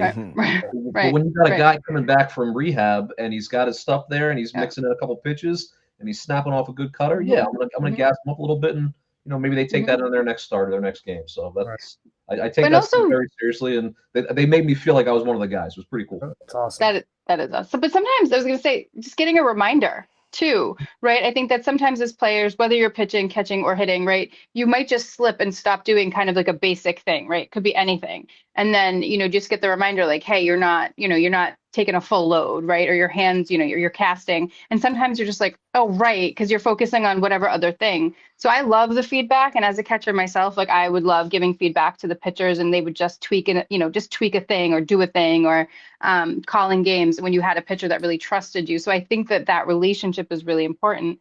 And I imagine for rehabbers, right, they want to hear from somebody who knows more because you can be a young stud who can do all the shit, but you're not the same as somebody who's seen it all, right? You're not the same as somebody who has the years of experience. So I absolutely think that they capitalized on your knowledge of the game as well, and that was smart on them. And then there's guys on the flip side that don't want to hear it, and for those guys, you just let them be on their own. Yep. You know what I mean? Like, Yep. Totally. Whitlock, awesome. Because they're not going to use it anyways. Right. Yeah, listen, phenomenal reliever. He's been their lockdown guy, but he just keeps to himself, and I'm not gonna sidle up to him and tell him about his pitching because he's getting his work done. He's going. Right. You just got to know. All I try and do when I'm at Fenway Park is add value. I just try and be a guy that's helping these guys get back. I don't have my hand out. I don't ask for tickets. I don't do any of that stuff. I just try and be a small cog in the machine, and it's been fun. And listen, they let me bring my kid to the dugout. Yeah. Watch me catch. Yeah. So we had a cool picture of there's my guy right there. Tanner Hook. Yeah. 100%. It's a great picture, Teddy. Tanner right there, by the way. I think Tanner and Liam Hendricks are probably my two favorite guys in the squad. But Tanner, it's funny. My son hasn't really taken to baseball or athletics. My wife is a phenomenal basketball player in college, so everyone just assumes our son's going to be this athlete. But, he likes his stuff. No pressure. And I made the joke. I was like, yeah, he's coming to watch me at Fenway. Maybe he'll love baseball, but he'll probably just sit there and catch Pokemon the whole time. You know what I mean? Like I just assume, when you're a 5-year-old kid, that's all you care about. Fast forward, after I catch Tanner's bullpen, he comes in there. He sees my son playing on the phone with a Pokemon. He goes, hey, you playing Pokemon there? For the next hour, the two of them proceed to walk around Fenway Park catching Pokemon together. Like, here I am thinking, like, I'm making fun of my own son saying he's not a baseball player. Right. And it ended up being, like, the best thing possible. Now him and Tanner are friends on Pokemon Go together. Oh, my God, that's hilarious. Gifts on the phone, you know what I mean? So it's just, like, stuff like that. You had a cool card. Yeah, there it is. Tell us the story behind this. Yeah, so that's one of Tanner's 101 rookie cards right there, and I gave that to him as a gift after that day. It was such a special day, just walking around Fenway Park, him, taking my 5-year-old son by the hand, showing him the locker room, showing him the clubhouse. And I told my wife, I'm like, honey, like, I'm sorry, women aren't allowed in here. She's like, no, go. She was sitting in the dugout catching sun. She was enjoying herself. But nice. me, Tanner, and my son just hanging out and, talking baseball and talking Pokemon's definitely a fun memory. Amazing. How much notice do you get, like, if they need a catcher? I'll usually get so I know when they go on the road because I know when the schedules come out, when there's going to be a series coming up, and they'll usually give me a heads up about a week in advance. Hey, keep these days ready. We've got so and so we're going to need to throw, and then the night before, hey, you got Giolito on the big mound at 12, and we only need a side session, that kind of thing. So I'm pretty flexible. I work for a company. I'm partner at a small wealth management firm that only has 5 people. So I set my own schedule so I can be flexible for them if they need to push things back and all that. It works out well. So that's awesome. Say, which comes if I'm first? The Red Sox, you need a guy like me who can do that. You know what I mean? That could just totally. I was gonna say which comes first. If you have a men's league game and they want you at that time. Which depends who we're playing. Depends who you're playing. The Metro Red Sox. Good answer. Metro Red Sox, they need my bat in the lineup, so I got to go to the game. Good answer. Good answer. Totally. So on top of everything else you got going on, you do have another hobby, which is card collecting, which you've been doing for quite some time. Which I love. I mean, like, I've collected cards since I was probably 6 years old too. Like, you've been doing it for that long? Yeah, it started with my dad when I was a kid. That's just something that I think I stopped when I was in high school. But then, you get a job, you got a little bit of money in your pocket, you want to have some fun. And it's to me, it's a great way. And FanDuel and DraftKings with sports betting is the exact same way. You're basically taking ownership in a player, right? I love prospecting. I love finding a young Jaron Duran and putting some money into him and saying, hey, I believe in you, kid. You know what I mean? You're going to be a good ball player. And that's all it really is. If you have a couple penny stocks and you watch the games and you follow along with them and you chart their progress, it just makes you a better fan. So I don't treat it like a business. I do some card shows and all that just to churn inventory, buy and sell and trade. But it's just another. I'm a baseball lifer, right? Like I just love being a part of the game. So if I can get a couple fun cards and a couple little pieces to maybe give to my son one day, we have a lot of fun with that. Yeah. I just happened to be on Instagram. Was it Cards Vault by Brady? And I was watching this video, and at the end, I was like, Smitty, what are you doing? I know that guy. We got a big purchase. Okay? Shout out Smitty. Undisclosed amount, but one of the biggest I cards. remember in the seeing this on a hobby. random Saturday Mickey morning. Mantle, Ken Griffey, what year is this? 94 Upper Deck, baby. 1994 Upper Deck. And this was actually, I believe, a pack-pulled card back in Back 94. pulled, hand signed by the Mick and Ken. So that Put card back right in the there, box. that was You a can big see it boy. go, but it's going And, to Yeah, we're Absolutely insane card. Love to see Yeah, it. I can That was definitely a gem in my collection. But where'd you get that? How'd you get that? That was actually I traded for that. If you can believe that. I shout out to Chris Costa, Card Vault, Costa Cards. Chris is a former pitcher for Alabrandi's who started this amazing sports card empire that partnered up with Tom Brady, and now they're going global, and they've got 8 stores in the country. Now they're doing fantastic. But Chris Costa actually went to the National Card Convention in Las Vegas maybe 2 or 3 years ago, and I sent a bunch of cash and some cards for him, and he brokered the trade for me. So it was sad to see that card go, but I also, parlayed that into something new. So it's, you're always sometimes you get bored with cards too, right? If it just sits in a box underneath your bed, it's time to churn the inventory and get something new. But then you got a couple personal collection cards that'll never leave, like my James Crampton rookie card. Like I'm never getting rid of that one right there. That's my brother-in-law right there. That's Like awesome. stuff like that you can never get rid of. And you have a funny story with your rookie card, right? Oh yeah, this is that's amazing. here. Yeah, I got my rookie card right there. There we are. Yeah. But when you're a card Amazing. collector, by the way, and you have your own card, like this was a big deal for me. You know what I mean? Like again, I was a shitty professional baseball player. Like I did not do well during my time there. But when I made a roster and got a rookie card, like that was huge. So to this day, Yeah. I even when I make trades on eBay and all that, I'll throw one of these in there for people and sign it, say something funny to all my buddies. How many of them you got? Oh, Is it just that one? I got one for you, Gibby. All right. I'll make it out to the Fielder's Choice pot. All right. All right. That's amazing. No, But We'll pass it around. but you So got that right there. Yeah. So I made an offhand comment at a card show because listen, my card is worth less than 1 cent. No one's buying Teddy Dziuba Brooklyn Cyclones rookie cards. So I made a comment and I said, hey, anybody that can get a Gem 10 Teddy Dziuba rookie card, I'll throw a $300 bounty on it. Anybody that can grade one, thinking that no one's stupid enough to spend money grading this worthless piece of shit card. And sure enough, about a year later, shout out to Eric Pilato, Dookie Cards. He comes up to my table at a card show. He goes, I got something for you. And I was like, damn it, I owe you $300 now, don't I? But, this is literally the only Gem 10 version of this card. I think I've graded 5 of them myself, never got a Gem 10 because they're all beat up and they're all thrown around. Where did he find it? Do you know? He bought one on eBay. They had like the 2006 Brooklyn Cyclones team set. He bought it on my eBay, God. sent it in for Wow. grading, and it got a Gem 10. So I'm a man of my word. He probably I paid made Eric out. And by the way, I'm happy to do it. This card's never going anywhere. Right. And Teddy, That's how awesome. much does it cost to get cards graded? So worthless cards like mine only cost $25. But if you have like $1,000 cards and above, like it's you can spend $100, $200 to get them graded. It goes off the value, but it probably costs him $25 and 3 months of his time to get it turned around and all that. But there. That's a And then good he got it back That's to a good you. investment. Yeah, right. Yeah. So can you I tell would us take of that challenge. any like cool cards that you're like? Yeah, what are your favorites? I got Right now, anyways. Yeah. There's one card in my collection that I made sure to hang on here. I don't know if you guys can see this. That's a Larry Hold Bird. on, I can blow you up. Hold on. So what you're looking at right there, Look at this. that is a Larry Bird second-year Converse game-worn sneaker card. That's sick. My wife, that's the only card in my collection that if I sold that card, my wife would have a real problem with me. She's a big That's sneakerhead. saying something. Oh yes, she's a big sneakerhead and she's a diehard Celtics fan. So she goes back all the way back to the Patino days, sitting watching those horrible Celtics teams. God. But Larry Legend, game worn shoe card. It would have to be a very big number to get rid of that card, but I'll probably hang on to it for Mary. That's awesome. Wise choice. Happy life. There you go. That's right. Gibbs got a cool collection, mostly balls, like autographed. Yeah, I got some good baseballs. cards. Probably nothing that good, but I mean, yeah, I got a good collection.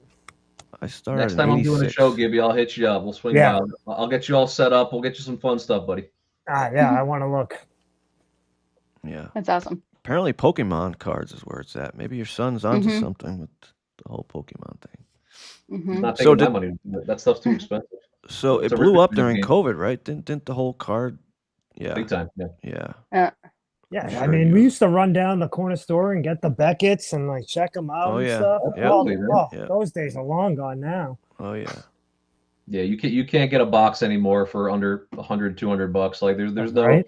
there's no Mm. collecting anymore just for the sake of collecting. It's a rich man's Mm-mm. game, Mhm. but you can still have some fun with Mm. it. And Mm. if you know the markets, you're able to turn a couple cards here and there. You can still have some fun.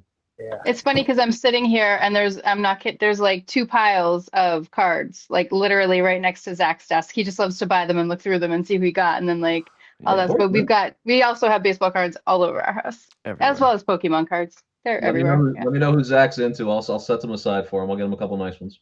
All right, I will. Yeah, collecting in the 80s was peak. Yeah, I started Yeah. 80s, 86. I would buy the top set every year.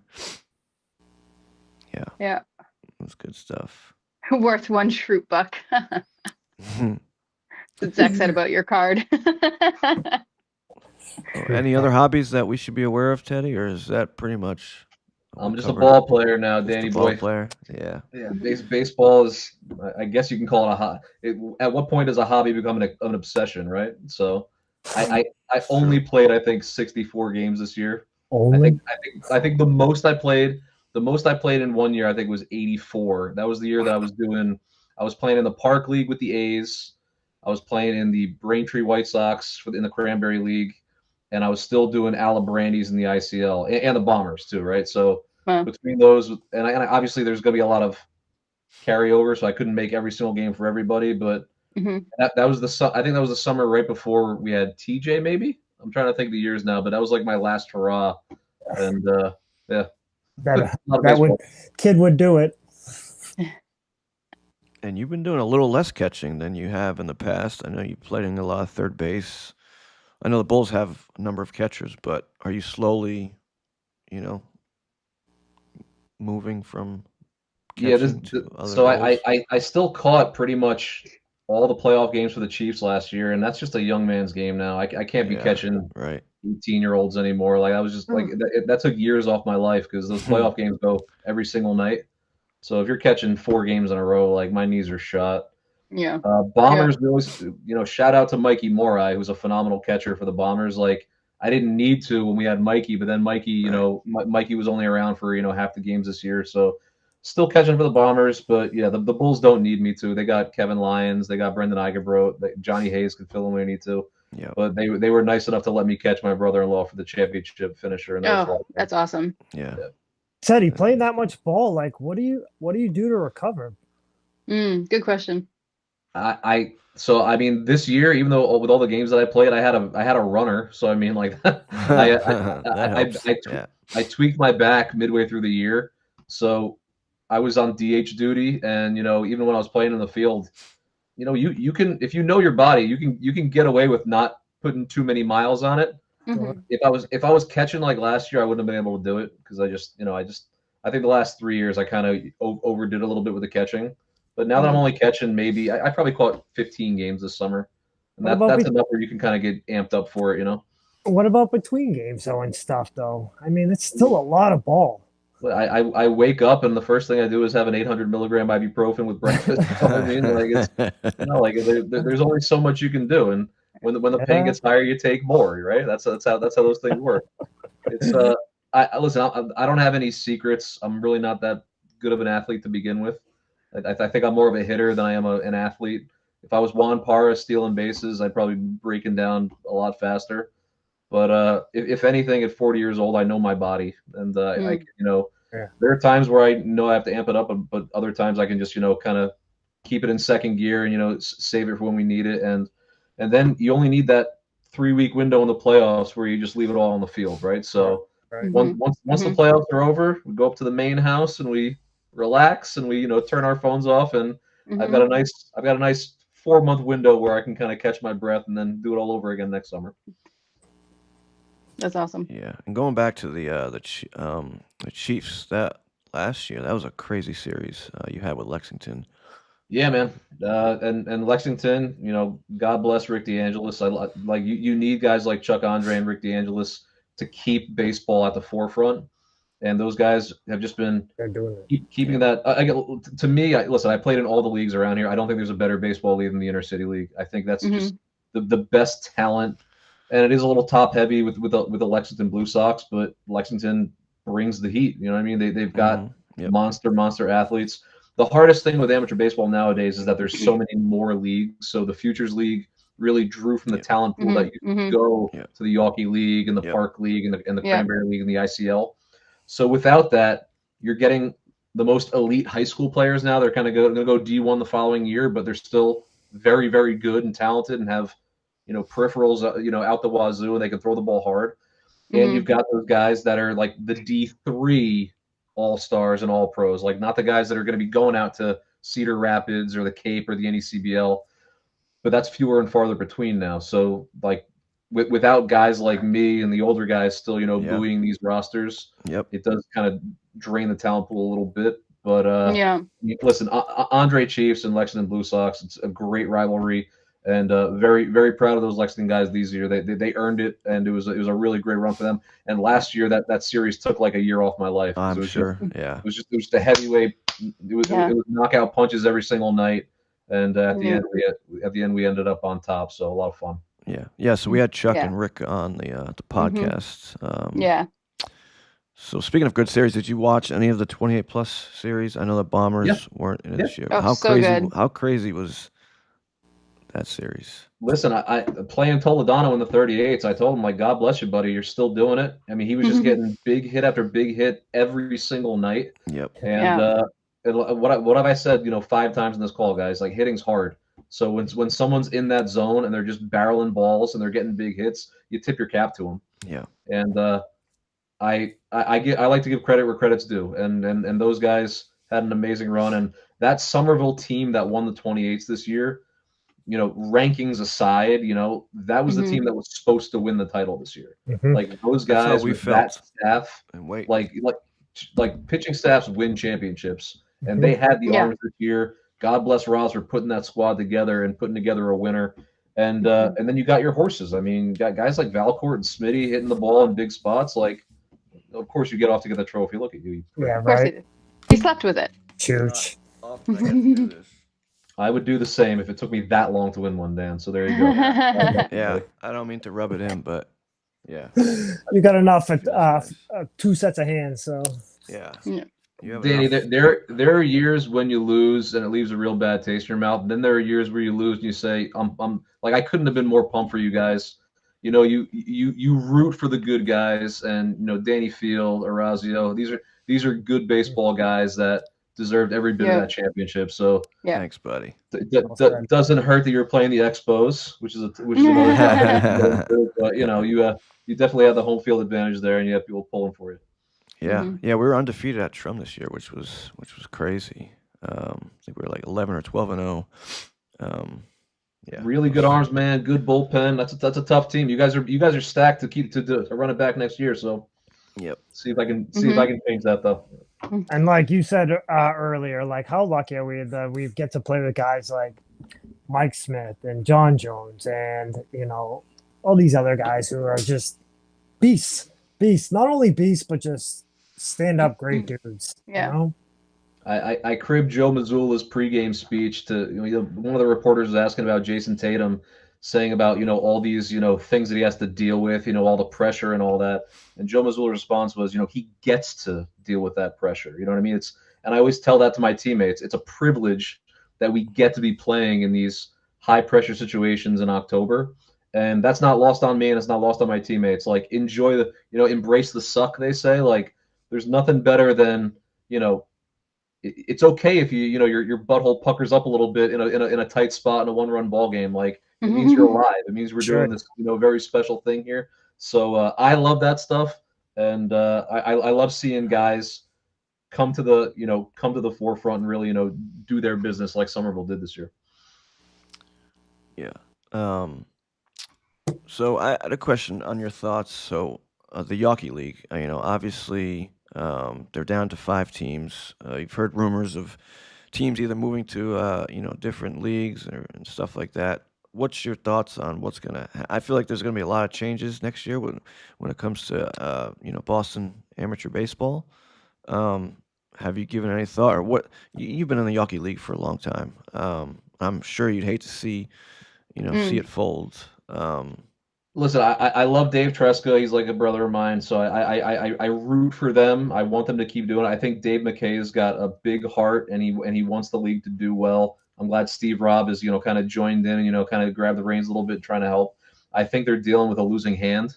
Yeah, we've played this interleague schedule now for the last 2 years, and every time the ICL plays the Yawkey League, we just beat the shit out of them. So I don't want the league to fold by any means, but there's certainly a talent drop off, and even talent aside, you need dedicated coaches that are willing to cut personal checks to keep these things going. Yep. And short of that, you don't have a league. So again, there's no I consider the Intercity League to be the gem of amateur baseball in Greater Boston. Yeah. And without Rick DeAngelis and Chuck Andre, cutting massive checks every single year, that league doesn't keep going either. You know what I'm saying?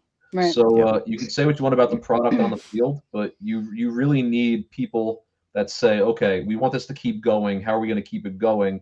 And usually that means a financial commitment, and it means you can't just rely on your Facebook buddies. How many rosters have the same 6 guys playing for 8 different teams on a given night? Yeah. How many? Go look at the Palmer Club roster in the Park League. JP Songen's going down his cell phone list every single night just trying to fill his roster up. Okay, so when you get to that point, you're already past the point of no return.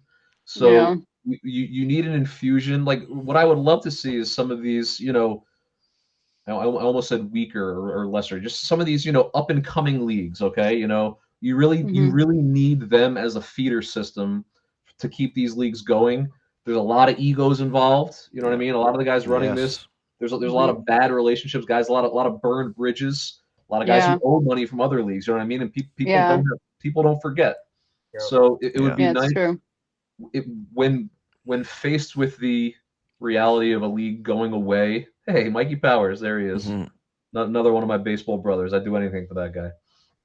And shout out to his son Liam, who's a phenomenal ball player, doing really well. Yeah, he is. Excited to see him move on to Clark next year. I know they're a Babson rival, but I think he's going to be really good. I think it's going to be a good fit for him. Yeah. But yeah, when faced with the reality of a folding league, what do? I'd like to see a lot of these guys join up. It would be great to see Omar back in the fold, getting those leagues over there, kind of joining up, making it work. But I just know that a lot of the umpires and a lot of the people making those decisions, they're probably going to go thumbs down on a lot of this stuff. But listen, I like more baseball, not less. So I don't want to see anybody go. I'd rather have two average teams join up and be a super team. Don't forget when Alabrandis went to the ICL, we only had a couple of years together before we joined up with the Andre Chiefs. Then Andre had a nice little run, so it can be done. You know what I mean? You'd love to see some of these teams join up, put their best guys on the field, and make a go of it. Yeah. Gib and I, we umped a bunch of Yawkey games this year, and it was just wasn't the same from what I remember playing there for a year or two, and it was sad to see.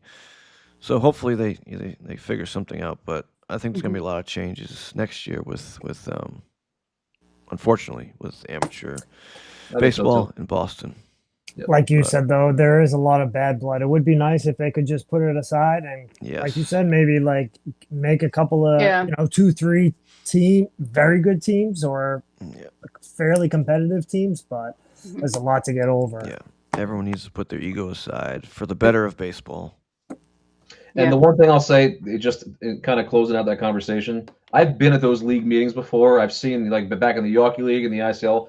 Like I know the effort it takes to run these things. Yep. And when I was in my 20s, I had an opinion on things that shouldn't have been going one way or another. But the older I got, the more I realized that if I'm not willing to be that guy in that lead chair and run a league or be a commissioner or do that, I should just shut my mouth. Because even the guys that are doing it right now and they've got a bad hand and they're trying to deal with it, at least they're doing it. At least they're putting the efforts in. So God bless those guys for actually doing it. I'm certainly not going to, or you know what I mean? Like it's a lot. My time is better suited elsewhere. But I mean, you could go to these league meetings and see inefficiencies and see things that just aren't working altogether. And you wish them well, but I'm not going to be the guy to fix it. Yeah. Yep. Well said. I mean, yeah. We'll see what happens next year, though. But yeah, you're gonna be at the banquet, October 28th. Hope so.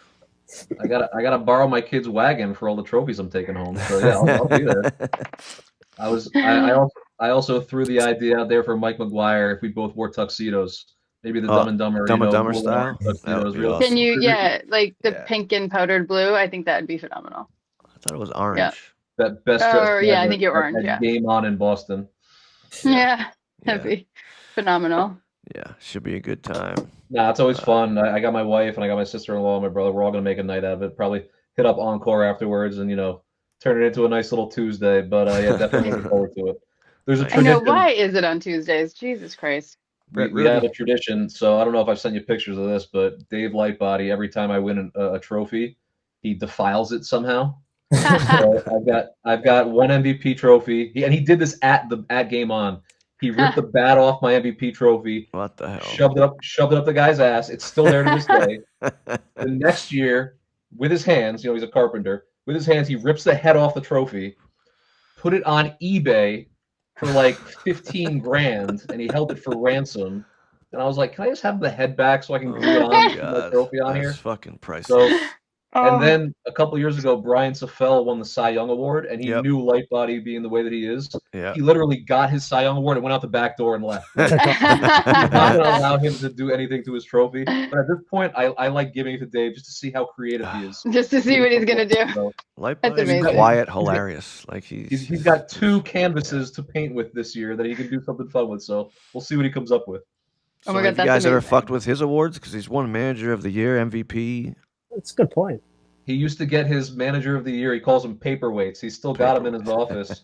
He's still got him holding down his papers over there. Yeah, listen, I bust Dave's balls, but he is probably the most accomplished player in the history of the BMBL. Oh yeah, even I think he's 47 now or 48 maybe. He's still a feared hitter. Like he steps in the box. You do not want to throw him a fastball on the inner half of the plate. So I hope he keeps going. He's got 2 beautiful daughters that are coming of age now, so his priorities may be shifting elsewhere. I hope we keep this Bombers thing going as long as we can because we just have a good time. It's a lot of fun. Yeah, you guys are fun to watch. I mean, you get him on the podcast and pull his stats up. He's just had an amazing run. It's Dave Lightbody and Paul Lauren and then everybody else. Oh yeah. They have the numbers, quite the numbers. But yeah. You guys have anything else for the great Teddy Dziuba? No, my brain has stopped. My brain stopped working about 10 minutes ago. So 10 minutes ago? How about 10 hours ago? I hope I gave you guys your money's worth. I appreciate you guys having me. You did. Teddy, you kidding me? Yeah, it's been great. Yeah. Since I met you, man, you've been nothing but class. Always, man. Your teams have always been fun to play against, and you truly are. You're one of the best, and I personally want to congratulate you on the Hall of Fame. There's no one better to represent our league. Yeah, I really appreciate that. Guys. And the thing I'll say in closing is, if you go in Yankee Stadium in Monument Park and you look at Mickey Mantle's monument, my family from New Jersey, we're big Mickey Mantle fans. On his plaque, everyone's got the Splendid Splinter. Everyone's got their nicknames and whatnot. The Mick has under his little epitaph a great teammate. And to me, that is the best thing you could possibly say about a ball player is that guy was a great teammate of mine. So I try and play the game that way. I can be a prick. I like to have fun. I like to break balls, but I like my teammates know that I'll do anything for them. and I leave it all on the field for those guys just as much as myself. So if I leave people saying, man, that guy was a pretty good ball player, but he was a great teammate, then I feel like I've done my job. The back of your I love baseball that. card is a fun I do read. love You that. got something cool on the back of your baseball card? Zach says it's a fun read on the back of your baseball card. Who said that? That was Probably Zach. that. Oh. Angie's hubby. Oh, I got you. Zach Santamaro. It's just all the fun stuff you gave me on my intro, buddy. All my fun Babson numbers. Oh, nice. Nice. Very proud of that Babson run. I think I still got a couple records to this day, so that's always fun. Great teammate is an understatement, Michael Powers. Absolutely. Yeah, it really is. And I can't wait to dive into the comments section, guys. This is gonna be fun. Yeah, it's gonna be fun. Come on, nobody had any dirt. Nobody said anything. Come on, there's got to be someone in there. I'm surprised. Listen, Chris Dean's got to be out there saying something negative about it. Come on, guys. You would hope so. I think but Dean's no. getting ready for an upcoming tournament. He was just at the 100-inning game. Yeah. We'll save all the negative stuff off camera at the banquet. How about that, guys? Yeah. How about that? Your Instagram for people to check out pictures and your card stuff. What is it again? I can't it's see. T Diddy 532 cards. There's my little buddy. That's TJ right there. T Diddy. T Diddy, yeah. How's that? T Diddy. If only he could get into the banquet, that'd be fun to bring him down to game one. I'm sure we we'll could see him at a ballpark next year. Thanks for all the kind words in the chat, guys. That was awesome. And I'll see you all at the banquet, all right? Yes, sir. Right, Thanks, absolutely. Teddy. Appreciate Thanks, Teddy. You were time. great. Buddy. Appreciate y'all. Have a good night. And thank Meredith for us. Yes. You got it, guys. All right. Good night, buddy. And I bet we have a ton of people in common, her and I, so now I have to go look. Yeah. Yeah. Hit her up. She's on the book. Oh, yeah. All right. Thanks, Teddy. Later, guys. And don't get her confused with her twin sister, apparently. I know, right?